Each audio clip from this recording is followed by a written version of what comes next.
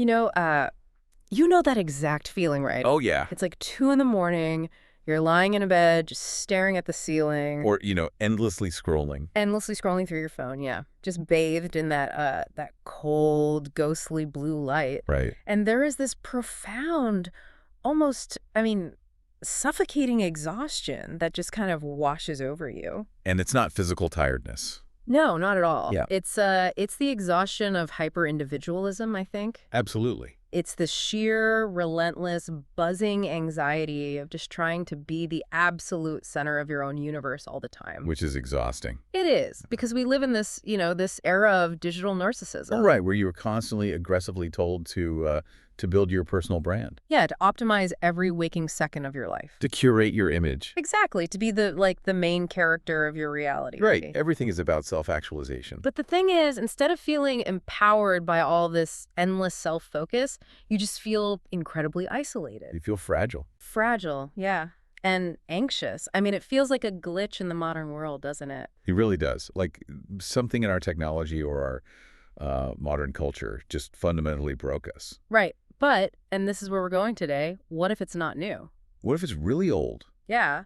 What if this specific agonizing modern anxiety isn't, a technological glitch at all, but an ancient fundamental malfunction in the human operating system? And that is exactly the question we are tackling today on this deep dive. Because we have some incredible source material to get into. We really do. We're going to trace a single haunting diagnostic concept, right? One that acts as a kind of trans-historical master key. A master key for what, exactly? Well, for unlocking the reality of human moral failure, of alienation, and, that exact spiritual decay you were just describing. Okay, so what is this concept? It's the idea that our default state, the reason we feel so exhausted by our own egos, is because we are suffering from a catastrophic gravitational anomaly. Okay, wait, a gravitational anomaly? Because that sounds like, I don't know, astrophysics, not psychology or theology. I know, it sounds sci-fi. Yeah. So unpack that for me. What exactly are we tracing here in this deep dive? So we're tracing a very specific, really penetrating Latin phrase from our sources. It's incurvatus in se. Incurvatus in se. Right, which translates to curved in on oneself. Curved in on oneself. Man, that's such a visceral image. It really is. And to understand why it's so devastating, we have to start with the baseline ontological premise. The basic blueprint of humanity? Exactly. According to the classical frameworks we're exploring today, humanity was originally, architecturally designed with an outward orientation. Outward, okay. Yeah, think of the human soul as a vector. We were built to project love, devotion, and communion outward. So vertically toward a creator, right? Vertically toward a creator, yes, and horizontally, genuinely toward our neighbors. Yeah. We were designed to be windows, essentially looking out at a vast, expansive reality. Okay, so the malfunction, this incurvatus in se, is when that vector collapses. Precisely. Sin, or moral failure, in this framework isn't just about breaking arbitrary rules. Right. It's not like a cosmic parking ticket. No, exactly. Where you crossed a line, and now you have to pay a fine. It's an ontological collapse. The human heart bends inward. It curves in. Yeah. The self becomes the absolute claustrophobic center of all reality. You stop being a window looking out at the universe, and you become a mirror. Just endlessly reflecting yourself back to yourself. Exactly. Everything you do, even the seemingly good things, it all gets sucked into this immense gravitational pull of self-interest. Wow. That perfectly describes, the 2 a.m. doom scroll we were just talking about, right? It really does, because you're looking for a connection. But you're really just trapped. Trapped in a mirror maze, right, of your own anxieties and curated feeds. And it's exhausting because you're feeding on yourself and, the portions just keep getting smaller. That's a great way to put it. So where does this idea actually come from? Who first realized that we were collapsing inward like this? Well, to find the conceptual architecture of this, we have to travel back a bit. How far back? To the late Roman Empire. Oh, wow. Okay. Yeah, we're going to North Africa in the late 4th and early 5th centuries to look at the mind of Augustine of Hippo. Right, St. Augustine. Yeah. He lived from 354 to 430 A.D. And this was, you have to remember, a time of massive upheaval. The Roman Empire is fracturing. The world feels incredibly unstable. Kind of like now in some ways. Very much like now. And Augustine makes this fundamental, really earth-shattering argument that human beings are defined not primarily by what they think, but by what they love. Wait, hold on. Not by what they think? Nope. Because we usually define ourselves rationally, right? Cogito ergo sum, I think therefore I am.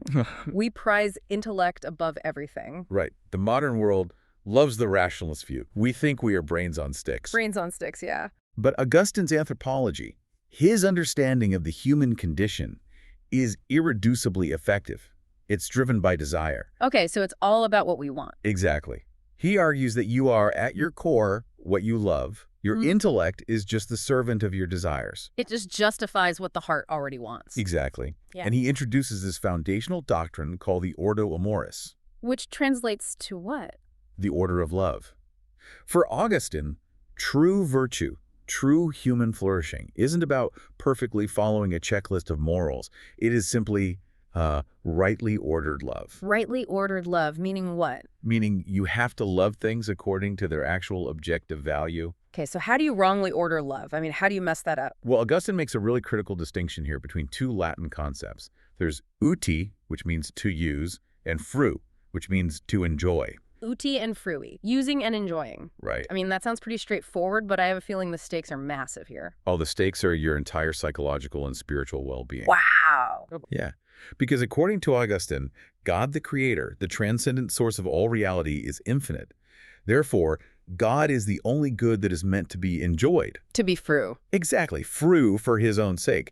God is the ultimate destination of our love. You rest in that. Okay, so what about everything else? Everything else, all created things, money, relationships, careers, even our own selves. Yeah. These things are finite. They're meant to be used. Uti. Right, uti. In a way that directs the soul back toward the ultimate enjoyment of God. So the proper order is, like, God is loved supremely and enjoyed, the neighbor is loved genuinely, and the self is loved properly, but all in relation to that transcendent reality. You've got it. That's the Ordo Miris. Yeah. But the genesis of human ruin is an inversion of that order. An inversion, so getting it backward. Right. It's when we try to enjoy what we should be using, and we try to use what we should be enjoying. Okay, let's unpack this. Let me try to map this onto everyday life, because I want to make sure you, the listener, are really grasping the mechanics of this with us. Go for it. It's like trying to find infinite joy in finite things. Exactly. So imagine a young professional who decides their career is going to be their ultimate source of meaning. Oh, a classic modern example. Right. Their job is no longer a tool. It's not something to be used to provide for their family or, serve the community. It becomes the end in itself. Yeah, their job becomes the thing they enjoy as their ultimate God. They ask it to provide them with an infinite sense of identity, security, and worth. Yes. And what inevitably happens to that professional? They burn out completely. Yeah. Because a job is finite. It can fire you. The market changes. It just can't bear the weight of being your God. It really can. They essentially take a finite object and ask it to do something it wasn't architecturally designed to do. It's like trying to use a toaster to fly to the moon. A toaster to the moon. I like that. The toaster is going to break and you're going to be deeply disappointed. That is the exact mechanism of disordered love. Yeah. And, you can apply that to romantic relationships, too. Oh, absolutely. How many times do we see people put the infinite weight of their existential happiness on a human partner? The whole "you complete me" myth from the movies. Exactly. The Jerry Maguire thing. You are asking a flawed, finite human being to provide the perfect, unconditional, infinite love that only a creator can provide. Which is incredibly unfair to them. Extremely unfair. Yeah. You will inevitably crush that person with your expectations, and you will crush yourself when they inevitably fail you. Because they have to fail you. They're finite. Right. The things we elevate to the status of ultimate enjoyment just collapse under the weight of those expectations. And Augustine gives a specific name to this tendency, doesn't he? This root cause of disordered love, where we invert the universe to serve us. He does. He calls it superbia. Which we translate as pride. Yes, pride. But we need to be really clear here, because when I hear pride, I think of someone boasting about their golf score or, bragging at a dinner party. Right, just being kind of arrogant or annoying. Exactly. But it's deeper than that, right? Much deeper. That's a very superficial reading. Superbia, in the Augustinian sense, is much more sinister than behavioral arrogance. So what is it, fundamentally? It is an ontological self-enclosure. It is the creature's deluded, desperate attempt to become its own foundation. To be its own God, basically. Precisely. It's the desire to be the author of your own reality, completely independent of the creator. Augustine explores this extensively in his massive work, The City of God. Right, where he talks about the two cities formed by two different loves. Exactly. He writes that the earthly city is formed by the love of self reaching the point of contempt for God. It's an inward trajectory. Yes. Conversely, the heavenly city is formed by the love of God reaching the point of contempt for self. Contempt for self. That sounds harsh. Does he mean, like, self-hatred? No, not self-hatred. He means a total decentering of the ego, taking yourself off the throne of the universe. Got it. You know, what I find so chilling about Augustine's diagnosis is his description of what actually happens to the human soul when it commits this superbia. The physical description of it? Yeah. When it turns away from the infinite and curves inward on itself, it doesn't just like, poof, out of existence. No, it mutates. It becomes, in his exact words from the source text, more contracted, localized, and frigid. The soul literally shrinks. It gets cold. It's a brilliant psychological insight, honestly. When you attempt to locate the source of your own flourishing, your own truth, and your own identity entirely within your own finite boundaries, you freeze. You just get smaller and smaller. You lose the warmth of expansive communion. You lose the vastness of being connected to something larger than yourself. And Augustine isn't just philosophizing from an ivory tower here, is he? He is writing about this from brutal, agonizing personal experience. Very personal. If you look at Book 8 of his Confessions, it reads like a phenomenological diary of a man trapped in a prison of his own making. Yeah, for those who haven't read it, Augustine before his conversion was, he was brilliant, ambitious, and incredibly promiscuous. Very much a man of the world. Yeah. He was frantically searching for God, for meaning in sensory pleasures, in philosophical debates, in career advancement. Looking for infinite joy in finite things. Exactly. And he writes about this profound realization that all along God was more inward to me than my most inward part. But Augustine couldn't see it. He couldn't see it because he was entirely wrapped around his own ego. Right. He describes a state of total psychological paralysis. He famously writes that he was at war with myself and destroyed by myself. At war with myself and destroyed by myself. Man. It's powerful. He had the intellectual desire to find truth, like he knew intellectually what the right path was. But he couldn't take it. He couldn't, because he was chained to the earth by the immense weight of his own habits and his own self-love. That really hits hard. It shows that the inward curve is inherently self-perpetuating, doesn't it? It's a vicious cycle. Oh, absolutely. The more you turn inward to find satisfaction and control, the more fragmented and paralyzed you become. Because you cannot cure the self from within the self. The self is the very source of the disease. It's like a bad piece of code trying to debug itself. Exactly. Yeah. Imagine you are locked in a room from the inside. But the lock isn't a mechanical device. The lock is your own will. Your own desire. Your own desire to remain in control is the very thing holding the door shut. You can't open it because you fundamentally don't want to surrender control, even though you are suffocating in the room. So you need an external intervention. You have to have one. Okay, so Augustine gives us the foundation here. The Ordo Amoris, the shrinking of the soul, the paralysis of the will. Right. But as we move forward in the source material, this concept doesn't stay confined to late antiquity. We jump forward 1,000 years to the 16th century. To the explosive era of the Protestant Reformation. Yeah, and this is where the diagnosis of the inward curve gets significantly darker and, frankly, a lot more uncomfortable for the average good person. It gets extremely radicalized. Because while Augustine provided the conceptual architecture, it was the German reformer Martin Luther who explicitly coined the exact phrase we are examining today. The homo incurvatus in se. Exactly, the human curved in on oneself. He introduces this in his lectures on Romans around 1515 and 1516. No, context is everything here, right? Because Augustine was mostly contrasting the carnal person who loves worldly pleasures with the spiritual person who loves God. Right. But Luther takes this inward curve and applies it to a completely different demographic. He aims it squarely at homo religiosus. The highly religious, deeply moral human being. Yes. Why does he do that? Well, this is Luther's genius and honestly his terror. Remember, Luther was an Augustinian monk. He was living a life of intense ascetic rigor. He wasn't out partying. Not all. He was fasting, praying for hours, going to confession constantly, trying to be perfectly righteous. He was trying to be the most moral person alive. And yet, observing his own heart in the silence of the monastery, he recognized a terrifying reality. what did he see?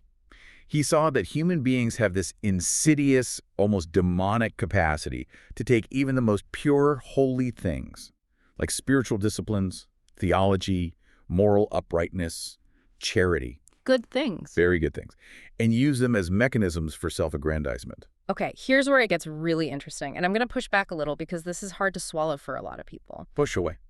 Are we saying that even my supposedly pure altruistic motives are secretly selfish? Yes. Let me give you an example. If I spend my Saturday volunteering at a soup kitchen, or, I don't know, if I donate a kidney to a stranger, does this framework say I'm still just curved inward? It does. But how? How can a profoundly selfless act be a manifestation of the inward curve? It's a really tough pill to swallow, but according to Luther's framework, yes, it absolutely can be. Luther leaned heavily on texts like Jeremiah 17.9, Which says what? which says, "The heart is deceitful above all things and desperately sick. Who can understand it?" Luther argued that this inward curve operates at a subconscious level. So we don't even know we're doing it. Right. The gravity well of self-interest is so immense, so deeply embedded in our corrupted nature, that we are often entirely unaware of our own narcissism. So I might genuinely believe I'm acting out of pure love for my neighbor, but subconsciously I'm running a complex internal ledger. Exactly. Subconsciously, you might be volunteering because you desperately need the social validation. Or I need to feel morally superior to people who aren't volunteering. Oh, that's a huge one.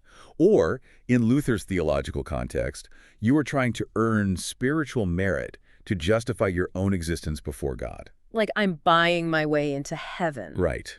You are using the neighbor's hunger, their poverty, as a prop in your own play to prove that you are a good person. Oof. Using their poverty as a prop. Yes. The action looks outward, but the motivation curves violently inward. You know, there's an incredible literary connection to this from our research. T.S. Eliot explores this exact dilemma in his play, Murder in the Cathedral. Oh, that's a perfect example. Right. The main character is Thomas Becket, the Archbishop of Canterbury, and he is facing inevitable martyrdom. He's going to be killed for his faith. Which, on the surface, is the ultimate act of outward devotion. The ultimate act. But Becket has this agonizing realization right before the end. He realizes that even his willingness to die might just be an act of massive, dramatic self-congratulation. Right.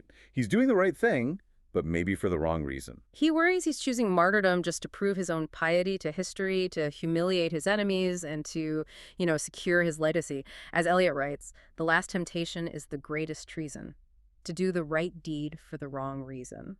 That captures Luther's diagnosis perfectly. It's the ultimate spiritual trap. The inward curve is the default unconscious gravitational state. So you can't escape it by just trying harder. No. This means you cannot cure the self by generating better moral works. Think about it. If you realize you are selfish, and you say, "I'm going to cure my selfishness by being the most perfect, selfless person ever," what happens? You become completely obsessed with your own moral performance. Exactly. You're constantly checking your own spiritual pulse, asking, am I good enough yet? Was I humble enough today? Which drives you further inward. You become a hyper-anxious accountant of your own virtue. So your works are never genuinely directed outward in free, joyful love to the neighbor. Never. They always loop back to justify yourself. You are locked in a black hole of self-justification. Man, that is bleak. So how do you get out? If even my best deeds are tainted by my ego, I'm stuck. For Luther, the only escape is the arrival of something completely alien to the self. Alien. Yes, he calls it the alien righteousness of Christ. It's the concept of grace received entirely through faith, not through your own effort. It must be alien. Right, it must come from entirely outside of you because everything generated from inside you is infected by the inward curve. So the logic is, only when the terrifying burden of having to justify your own existence is completely lifted from your shoulders by God's grace, can you actually look at your neighbor and love them just for who they are? Yes. You no longer need to extract spiritual merit or social clout from them because your merit is already securely provided from the outside. That is the liberating breakthrough of the Reformation. It really is. But the analysis of the inward curve doesn't stop with Luther's moral accounting. We have to look at the French reformer John Calvin. Ah, Calvin, yes. Because he takes this concept and applies it to how our minds actually function, how we perceive reality and construct our worldviews. And Calvin gives us one of the most vivid mechanistic metaphors for the inward curve in his Institutes of the Christian Religion. He famously describes the human heart as a perpetuum idolorum fabricem. A perpetual factory of idols. A perpetual factory. It's a relentless industrial image, isn't it? It is. The heart is an assembly line, churning out false gods 234/7. And Calvin explains the psychology behind why we do this. Which is what? Why do we need so many idols? Because human beings are inherently worshiping creatures. We are built for communion. But because we are estranged from the true God, and because we are deeply terrified by our own finitude. By our mortality. Right, our mortality, our lack of control in a chaotic universe. Because of all that, our egos desperately seek tangible security. Okay, so the idol factory is essentially a psychological defense mechanism. Exactly. The true God, the infinite creator, is transcendent, uncontainable, uncontrollable. Yes. And to a self-enclosed, terrified human ego, a lack of control is the worst thing imaginable. We don't want a God who might ask us to do something terrifying, or who operates on a logic we can't comprehend. Right. We don't want a wild, untamable God. We want a deity we can manage. I want to manage God. Yeah, we want a God we can appease with a few rituals, manipulate, and ultimately control. We want to put a leash on the universe. Putting a leash on the universe, that's exactly it. It's the ego throwing up sandbags against the terrifying, infinite expanse of reality. We shrink the divine down into an idol that fits in our pocket. And what's crucial here, and I really want to emphasize this for everyone listening, is that we aren't just talking about, golden calves or wooden statues here. No, not at all. In the modern context, these idols are conceptual. Entirely conceptual. The factory of the heart churns out idols of wealth, romantic love, career success, and intellectual superiority. We project infinite value onto these finite concepts. Right. We say, if I just get this promotion, I will be safe. I will be justified. The promotion becomes the idol. And one of the most potent modern examples of this from our source texts is political tribalism. Oh, yes. A massive modern idol. And let's be crystal clear here for everyone listening. We are not taking sides on any political spectrum. Left, right, center. The mechanics of the idol factory apply equally to all of them. The argument in the text is that any political ideology can function as a deeply ingrained idol. Exactly. When an individual looks to a political movement, a candidate, or an ideology, and demands that it provide the ultimate meaning, moral purity, and existential security that only a transcendent reality can provide, they are operating entirely within the inward curve. The political party becomes the god they can control and weaponize against their enemies. It does. But again, going back to Augustine's Ordo Amoris, these finite things eventually collapse. They have to. A political party will inevitably compromise or fail. A bank account can be wiped out. If those things are your gods, when they collapse, your entire universe collapses with them. It leads to profound ontological disappointment. So we've seen Augustine diagnose disordered love, Luther expose the corruption of our best moral efforts, and Calvin map out our psychological idol factories. But history marches on. It does. We enter the 19th and 20th centuries, the Enlightenment happens, the Industrial Revolution, society becomes increasingly secularized. Right. So the obvious question is, when God dies in the cultural consciousness, to borrow from Nietzsche, what happens to the concept of the inward curve? Does it disappear just because we stop using theological language? It doesn't disappear at all. It just mutates, right? It mutates. It gets translated into the vocabulary of modern psychology and existential dread. And there are two massive figures from our sources who do this translation work brilliantly. Who are they? The Danish philosopher Søren Kierkegaard and the German-American theologian Paul Tillich. Let's dive into Kierkegaard first. We're in 1849, and he publishes this staggering psychological work called The Sickness Unto Death. A very light beach read. Oh, yeah, hilarious stuff. So Kierkegaard looks at the human self and says, the self is not just a static rock. No, it is a dynamic tension. It's a synthesis of opposites. The infinite and the finite, the temporal and the eternal, freedom and necessity. That sounds incredibly stressful, to be constantly suspended between the infinite and the finite. Is the root of human anxiety. Kierkegaard argues that for a self to be healthy, to be truly integrated, it has to be grounded transparently in the power that created it. It must rest in God. Yes. If it fails to do that, the tension snaps. The result is what he calls despair. And Kierkegaard maps the inward curve directly onto two specific terrifying forms of this despair. Okay, walk me through these forms, because Kierkegaard is notoriously dense, but his psychological insights are piercing once you decode them. They are. So the first form is the despair of not willing to be oneself. He also calls this the despair of weakness. Despair of This weakness. is the passive manifestation of the inward curve. It happens when an individual is overwhelmed by the responsibility of being a unique, eternal self before God. It's too heavy. So what do? They shrink away. They shrink away. They diffuse their identity into the crowd, into the secular culture. They lose themselves in trivialities and consumerism, in following the herd. Just to avoid the piercing gaze of the divine and the burden of authentic selfhood? Exactly. It's the ultimate camouflage. You blend into the machinery of society so perfectly that you effectively disappear. You abdicate your own soul just to feel a false sense of peace. That's tragic, but the second form of despair he outlines is much more aggressive, isn't it? Oh, yes. The second form is the despair of defiance. This is the active willing to be oneself, but entirely on your own terms, completely severing the tie to the Creator. So it is demonic pride. Demonic pride. You attempt to author your own identity from scratch. You want to be the absolute sovereign of your own micro-universe. So in this defiant state, the self-enclosure, the inward curve, becomes absolute and impenetrable. Absolutely. The individual becomes maniacally obsessed with their own autonomy. And here's the most chilling part of Kierkegaard's analysis for me. He says that in this state of defiant isolation, the self views any reliance on the divine, even the offer of divine forgiveness and healing, as an intolerable threat to its freedom. Because accepting healing means admitting you need help. Exactly. The ego would rather suffer eternally as its own master than find peace by submitting to another. It prefers the agony of its absolute sovereignty over the healing of surrender.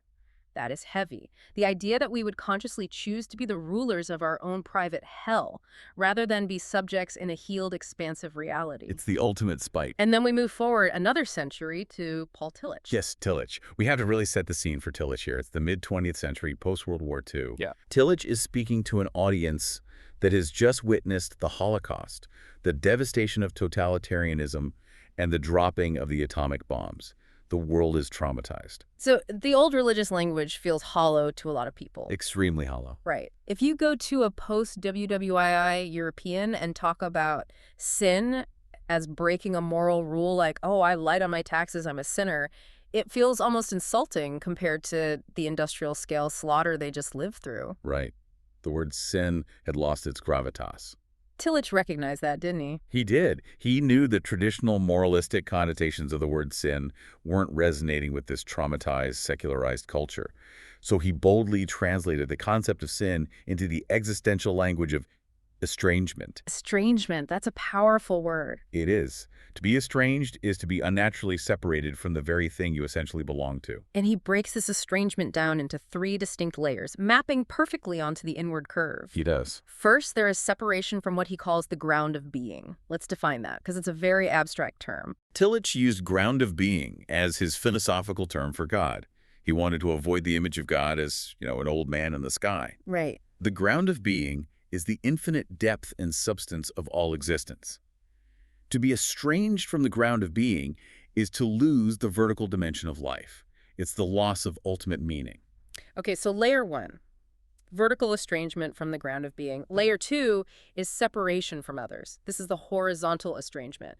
Because we've lost our ultimate meaning, we start instrumentalizing our neighbors. We treat them as objects to be used, obstacles to be overcome, or resources to be mined, rather than sacred persons to be loved. Right, the inward curve again. Exactly. And layer 3 is separation from oneself. Separation from oneself. Yes, this is the profound internal fragmentation, the anxiety, the self-hatred that plagues modern life. So if I synthesize Tillich's mechanism here, he's saying that by severing the vertical tie to the transcendent, the ground of being, we paradoxically lose touch with our true selves. Right. We don't become more ourselves when we ditch God. We fracture. And because we've lost our integrated selves, we become completely incapable of authentic, vulnerable, horizontal connection with other people. It's a multi-directional isolation. Exactly. When you curve inward, you don't just lose God, you lose the neighbor, and you ultimately lose yourself.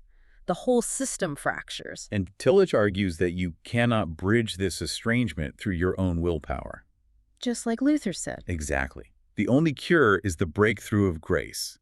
which Tillich defines as this overwhelming, unconditional acceptance that arrives from the outside, precisely at the moment you realize you are utterly unacceptable. Okay, so we've tracked this from Rome through the Reformation to modern existentialism. Augustine, Luther, Calvin, Kierkegaard, Tillich. It's a massive lineage. It is, but as I look at this lineage, I notice a pattern. What's that? For centuries, this concept of the inward curve, this idea that our fundamental problem is arrogant pride, superbia, asserting ourselves too much, was defined entirely by men. Yes, it was. And not just any men, but European men who, historically speaking, held a significant amount of systemic and cultural privilege. That is a very important point. And this raises a massive, vital question that theologians didn't seriously grapple with until the late 20th century from our sources. Does this paradigm of arrogant pride accurately describe everyone's experience of brokenness? Or is it a diagnosis tailored to the privileged? Enter the feminist theologians. Yes. Yeah. This is where the concept gets a necessary, rigorous stress test.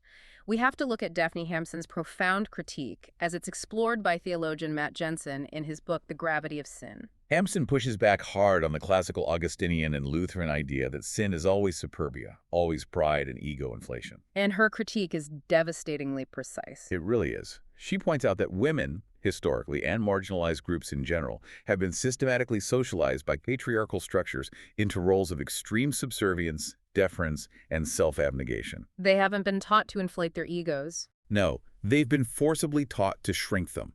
They've been told their entire lives that their needs don't matter, that they exist only to serve others. So if you take the traditional diagnosis, your problem is that you have too much pride, you're trying to be the center of the universe, and you apply that to someone who has been told they're completely worthless and invisible. Right. That's not just inaccurate. It's actively harmful. Extremely harmful. Hampson argues that for those who have been socialized into subservience, the primary manifestation of the inward curve is not an excess of pride. What is it then? It is a dangerous systemic deficit of self-assertion. It's what she calls sloth, or self-diffusion. Self-diffusion, meaning spreading yourself so thin you disappear. Basically, it is the failure, often induced by trauma and societal pressure, to take responsibility for your own agency. You allow your identity to be entirely erased and subsumed by the needs, demands, and abuses of others. Man, this was a massive aha moment for me when researching this deep dive. Right. Because if the theological diagnosis is solely defined as pride, then the traditional pastoral prescription is always self-denial and humility. And telling someone whose identity has already been erased by society that they need more self-denial and humility, that could be incredibly psychologically damaging. You are essentially telling someone who is already drowning to swim deeper. It spiritualizes their trauma. It tells them that their oppression is actually a virtue. It's a deeply toxic application of the theology. So how do we rescue the concept of the inward curve? Does Hampson's critique destroy the whole incurvatus in si framework? Are Augustine and Luther just entirely wrong for half the human race? No, it doesn't destroy it. It demands that we expand it. The inward curve is still the fundamental mechanism, but we've had too narrow a view of how it operates. So who resolves this tension in the literature? We turn to the monumental 20th century Swiss theologian Karl Barth. Karl Barth. Barth takes the concept of incurvatus in se and massively expands it into three distinct but interrelated forms of relational breakdown. He makes the diagnosis Trinitarian. Let's walk through Barth's three forms, because this is where the theory becomes robust enough to handle the entirety of human psychology. Right. First, he keeps the classical definition, superbia or pride. Okay, so superbia remains. This is the arrogant elevation of the self against God and over the neighbor. Yes, this is the classic Augustine and Luther model, and it absolutely still exists. It's the tyrant, the narcissist, the person who steamrolls others. But then, crucially, Barth adds the second form, acedia or sloth. And this directly addresses Hampson's critique. How does Barth define sloth? For Barth, sloth isn't just being lazy on the couch. Right. It's not about not doing your chores. No. Sloth is the passive, despairing refusal to accept the joy, the freedom, and the fierce responsibility that God actually offers you. Wow. Refusing to accept the freedom. It is refusing to be the robust, agentic self that God created you to be. You curve inward, not by expanding your ego, but by collapsing it into a black hole of passivity. So you let others define you because it's easier or safer than standing up and occupying your rightful, God-given space in the universe. Exactly. And then there's the third one, which ties it all together beautifully. Falsitas, or falsehood. What is the mechanism of falsehood? Falsehood is the active deceit and evasion of reality we constantly employ to maintain the illusion of our self-enclosed lives. It's the lies we tell The ourselves. lies we tell ourselves and the masks we wear for others to keep the inward curve intact. It's the hypocrite who smiles while harboring resentment. It's the person who projects a perfect life while internally trembling. So we use falsehood to protect our pride, and we use it to cover up our sloth. Precisely. So if we synthesize Barth's framework, he is saying that the inward curve isn't just about expanding your ego like a balloon. Right. Whether you expand aggressively and violently in arrogant pride, or you shrink passively and fearfully in slothful self-diffusion, you are still collapsing upon yourself. You are still fundamentally failing to live outward in dynamic, open, vulnerable relationship with God and your neighbor. It is, at its core, a relational breach. That is the brilliance of Barth's expansion. It proves that the inward curve is an incredibly versatile, deeply accurate diagnostic tool that applies to the full, messy spectrum of human psychological experience.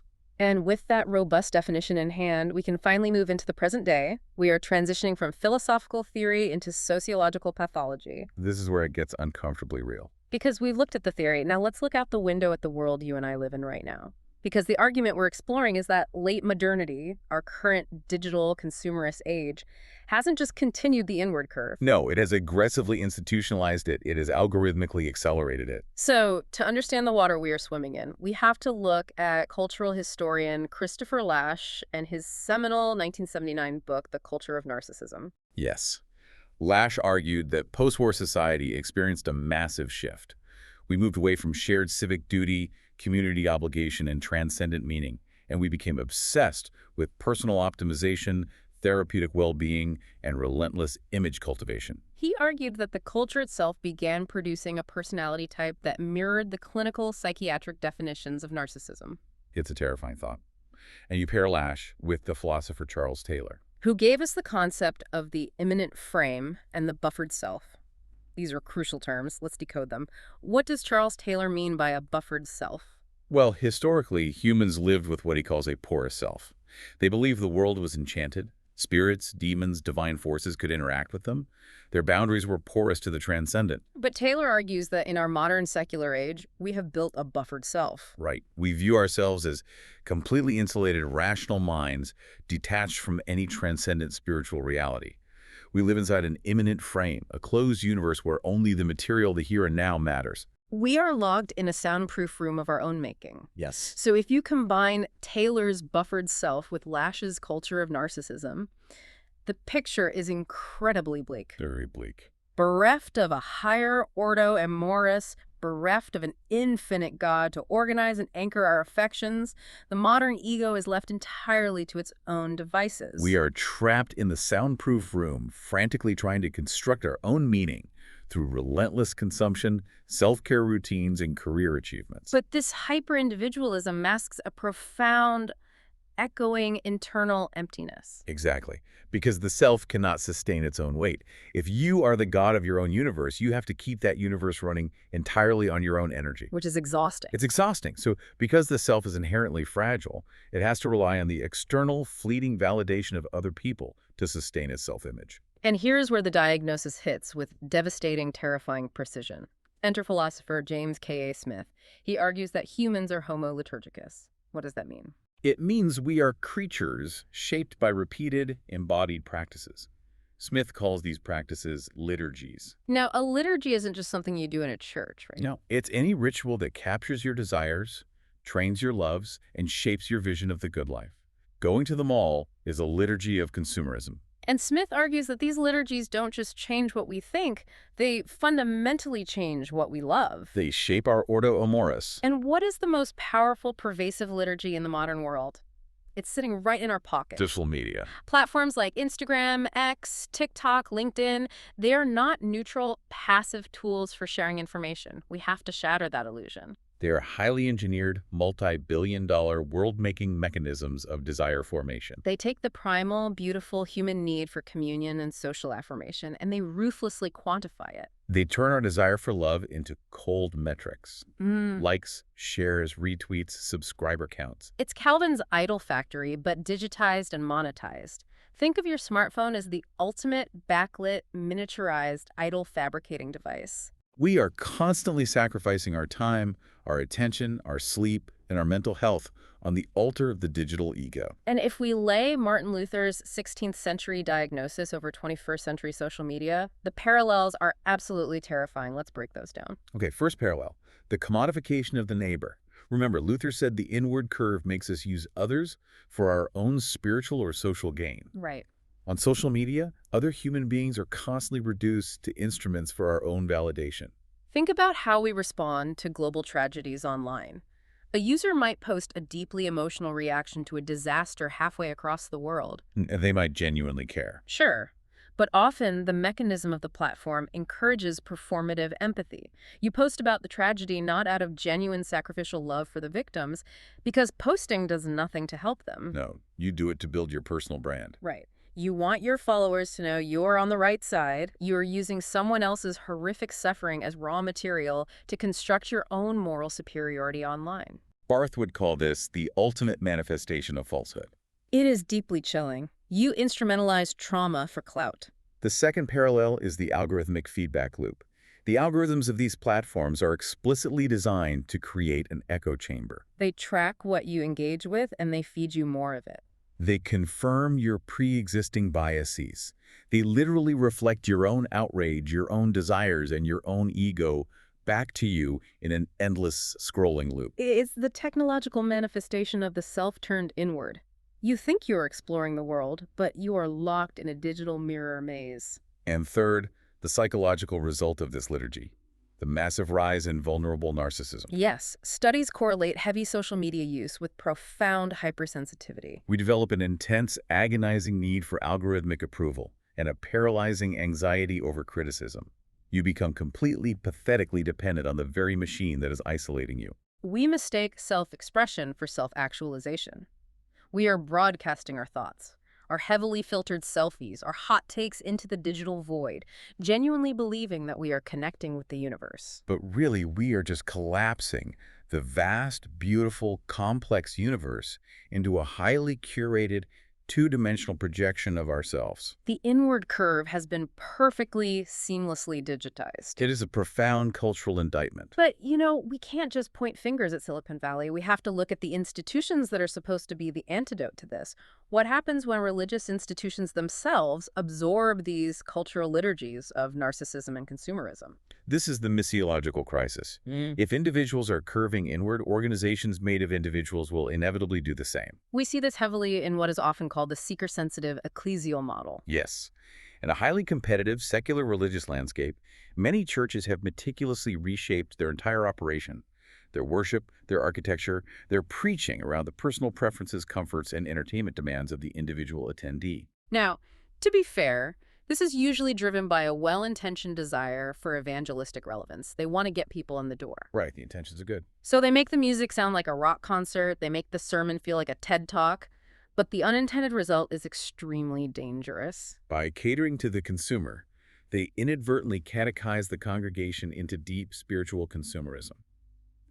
The primary metric of institutional success becomes customer satisfaction. And when customer satisfaction is the goal, the theological substance shifts entirely. The contrast here is between cruciformity and therapeutic moralism. Cruciformity is the traditional model. It's about self-denial, taking up a cross, sacrificing for the poor, and submitting to a reality larger than yourself. While therapeutic moralism, on the other hand, is about personal optimization, emotional uplift, and psychological comfort. The church essentially becomes a vendor of religious goods, designed to make the self feel better, more prosperous, and less anxious. This ties directly back to Luther's warning about the homo religiosus. A church curved inward uses the profound spiritual goods of the faith, the liturgy, the community, the gospel itself, not for the glory of a sovereign God or the sacrificial life of the world. No, it uses it to satisfy the collective ego of its members. Worship is reduced to an experiential commodity. You go to church to consume an experience that soothes you, rather than to be challenged and sent out. And the consequences for the world are severe. The true nature of the church, classically understood, is the missio Dei, the mission of God. A vital theological point is that the church doesn't just have a missions department. It fundamentally is a mission sent into the world to heal, serve, and restore. But when a congregation curves inward, it becomes entirely consumed by institutional self-preservation. It worries obsessively about maintaining its traditions, upgrading its massive facilities, and appeasing its wealthiest donor base so the budget is met. It loses its outward sacrificial momentum. A church consumed in self-preservation and comfort becomes functionally blind. Blind to what? It becomes blind to the systemic injustice in its own city. It becomes blind to the profound spiritual hunger of the marginalized community right outside its doors. It cries so desperately to save its own institutional life, and in doing so, it mathematically atrophies and dies. So what is the institutional antidote? How does a community break the inward curve? The solution lies in recovering countercultural practices. It calls for what theologians call intratextual worship. What does that look like? It means engaging in practices that intentionally disrupt the modern ego's demand for entertainment and comfort. Things like corporate confession of sin, communal fasting, prayers of lament for the brokenness of the world, and radical economic sharing with the poor. These aren't popular. They aren't going to grow a megachurch. Not at all, but they are necessary, intentional disruptions. They force the community to look outward, beyond its comfortable, buffered boundaries, to the bleeding needs of the other. Which brings us to the ultimate staggering stakes of this entire deep dive. We've gone from the fall of Rome to the psychological terrors of the 16th century to the existential dread of post-WWII Europe to the algorithms of TikTok and the consumerism of the modern church. It's been a journey. Let's bring it all together. What is the terminal endpoint of the inward curve? If left unchecked, where does this trajectory inevitably lead? This is where we encounter an incredibly profound, sobering conclusion from our sources regarding the concept of hell. Hell. Okay.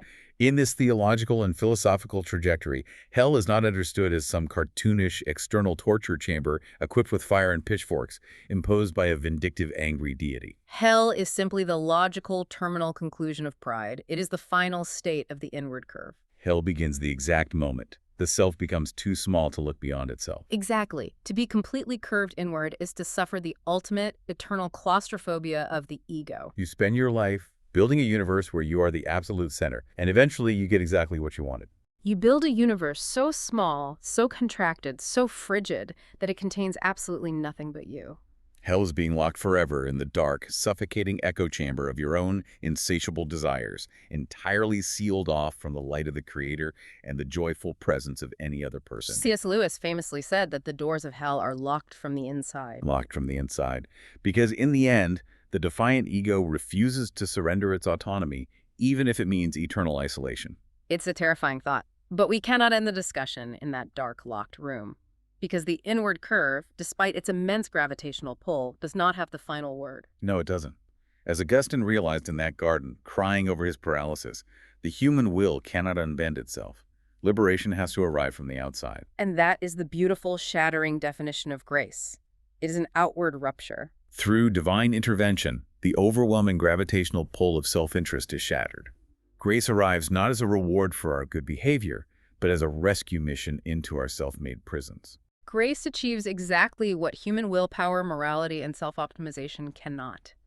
It actively recalibrates that Ordo Amoris. It restores the soul to its proper, architectural, expansive dimensions. It violently but lovingly unbends the heart so that a human being can finally, joyfully love the infinite Creator supremely, love the neighbor genuinely, without needing to use them for clout, and in doing so, properly love the self as a finite, beautiful creation. The cure for a collapsed, anxious universe is the expansiveness of cruciform, outward-reaching love. It is a radical reimagining of what it means to be a whole human being. It means that freedom, true freedom, isn't found in asserting yourself more loudly into the digital void. It isn't found in optimizing your life or defending your autonomy.